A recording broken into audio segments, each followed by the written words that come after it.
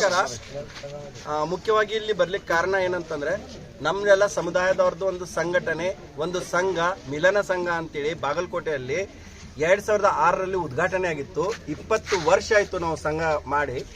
ಇಲ್ಲಿವರೆಗೆ ನಮ್ಮ ಸಂಘದಲ್ಲಿ ಯಾವ ರೀತಿಯ ಅವ್ಯವಹಾರ ನಡೆದಿರಲಿಲ್ಲ, ನಮಗೆ ಯಾರೂ ಏನೂ ಕೆಟ್ಟದ್ದು ಮಾಡಿರಲಿಲ್ಲ.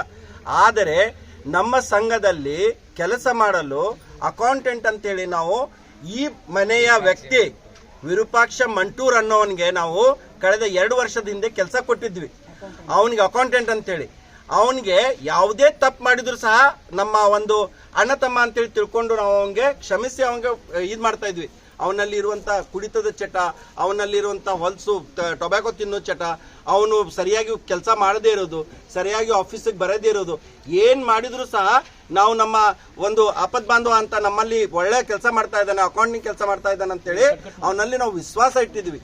ನಮ್ಮ ವಿಶ್ವಾಸಕ್ಕಿತ್ತು ಭಂಗ ಬಂದಿದೆ, ನಮ್ಮ ವಿಶ್ವಾಸಕ್ಕಿತ್ತು ದ್ರೋಹ ಮಾಡಿದ್ದಾನೆ. ನಾವು ದುಡಿದಂತ ಹಣ ನಮ್ಮ ಸಂಬಳ ಪ್ರತಿ ತಿಂಗಳು ಆಗುತ್ತೆ ಸರ್.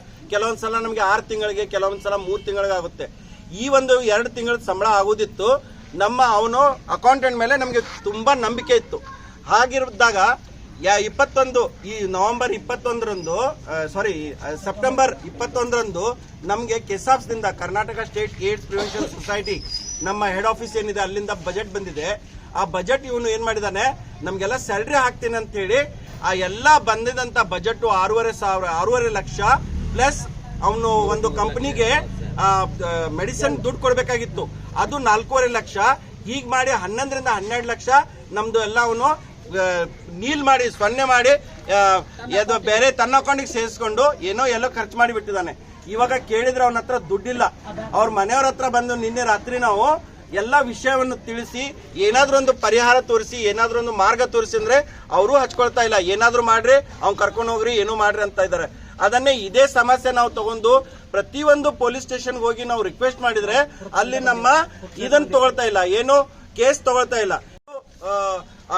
ಅಕೌಂಟಿಂಗ್ ಒಂದು ಲೆಟರು, ಇದರಲ್ಲಿ ಯಾವ ಇದಕ್ಕೆ ಚೆಕ್ ಹೋಗಿದೆ ಅನ್ನೋದಂತ ಒಂದು ಸ್ಟೇಟ್ಮೆಂಟ್ ತಗೊಂಡ್ ಬಂದಿದ್ದೀವಿ ನಾವು ಬ್ಯಾಂಕ್ ಅಲ್ಲಿ.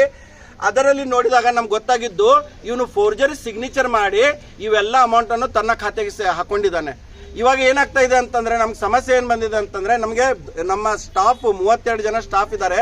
ಪಾಪ ತೀರಾ ಬಡವರು, ಹಳ್ಳಿಯಿಂದ ಬಂದು ಕೆಲಸ ಮಾಡೋರು, ಅವ್ರಿಗೆ ಸಂಬಳ ಕೊಟ್ಟಿಲ್ಲ ಅಂತಂದ್ರೆ ಅವ್ರು ಮುಂದಿನ ತಿಂಗಳ ಕೆಲಸ ಮಾಡಲ್ಲ. ಮುಂದಿನ ತಿಂಗಳ ನಾವು ಕೆಸಾಪ್ಸಿಗೆ ನಾವು ರಿಪೋರ್ಟ್ ಕೊಟ್ಟಿಲ್ಲ ಅಂತಂದ್ರೆ ಅವರು ನಮಗೆ ಬಜೆಟ್ ಹಾಕಲ್ಲ. ಇವತ್ತು ನಮ್ಮ ಆಫೀಸರ್, ನನ್ನ ಸೀನಿಯರ್ ಆಫೀಸರ್ ಬೆಂಗಳೂರದವ್ರು ಏನಂತಾರೆ, ನೀವು ಏನೂ ಮಾಡಿಪ್ಪ ನಮ್ಗೆ ಗೊತ್ತಿಲ್ಲ, 2-3 ದಿನದಲ್ಲಿ ಹಣವನ್ನು ಎಲ್ಲ ಕ್ಲಿಯರ್ ಇರಬೇಕು, ಬ್ಯಾಂಕ್ ಅಲ್ಲಿ ಇರಬೇಕು, ಒಂದ್ ವೇಳೆ ಇದ್ದಿಲ್ಲ ಅಂದ್ರೆ ನಾನು ಬಿಡಲ್ಲ ಅಂತ ಹೇಳ್ತಾ ಇದ್ದಾರೆ. ಸರ್, ನಾವು ಎಲ್ಲಿಂದ ತರಬೇಕು? ನಾವು ಬಡವರು, ನಮ್ಮ ಹತ್ರ ಆಸ್ತಿ ಇಲ್ಲ, ಏನಿಲ್ಲ.